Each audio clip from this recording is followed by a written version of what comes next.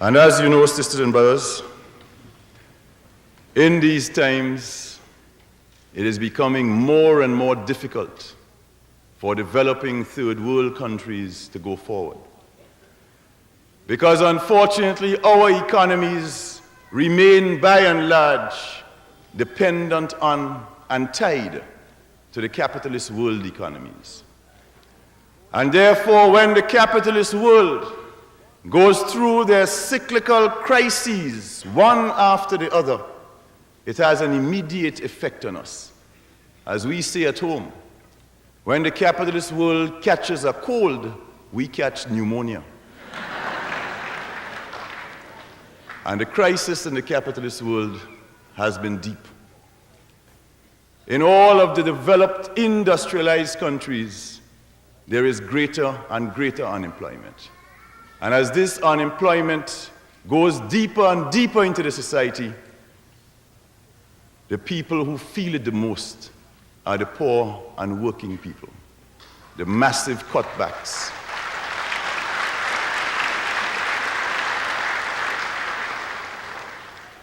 The massive cuts in social welfare.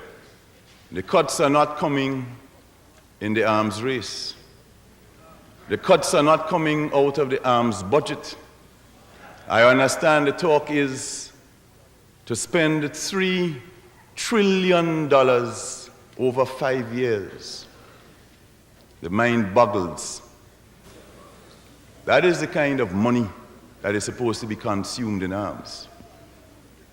But while that kind of money is being consumed in arms, hospitals are closing down. Jobs are being, more and more retrenchment is taking place. Pensions are being reduced. Medicaid is being reduced.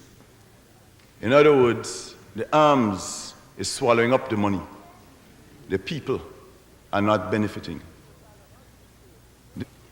But the effect this has had on us in turn, countries of the developing world, has been to also create a crisis in the developing world.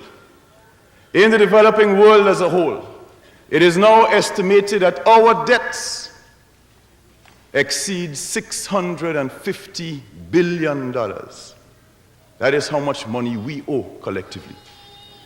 Just servicing of debts alone is causing massive problems for the countries of the third world.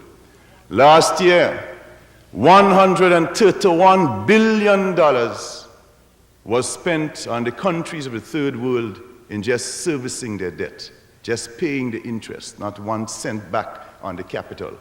And that took $131 billion. But on top of that, we are also discovering that it is becoming more and more difficult to engage in trade with the countries of the Western industrialized world. But even as they make it more difficult for us to trade with them, the whole question of aid, which at one time used to be regarded as a kind of duty that the developed capitalist world, the developed industrialized world had, if duty it was, that duty has virtually disappeared. Because the reality is that aid has also decreased quite dramatically for third world countries. But not satisfied with all of that, what they have now done after cutting off aid, cutting off trade, cutting off investment, making it virtually impossible to get money through the international financial institutions, now they are forcing more and more third world countries to go directly to the international capital market, to the big commercial banks to get loans. But the reality is that by forcing us more and more to have to go to the international capital market, the debt trap is intensified even more.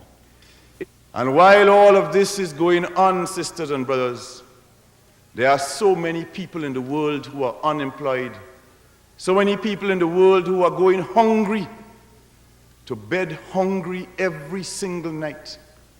So many millions in the third world who are illiterate and whose governments either do not care or feel they cannot do anything to solve that problem.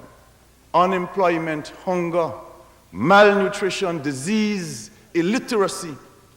These are the crimes and the sins that are visited upon the poor developing countries of the third world, while the industrialized countries continue to exploit our resources and to keep the profits.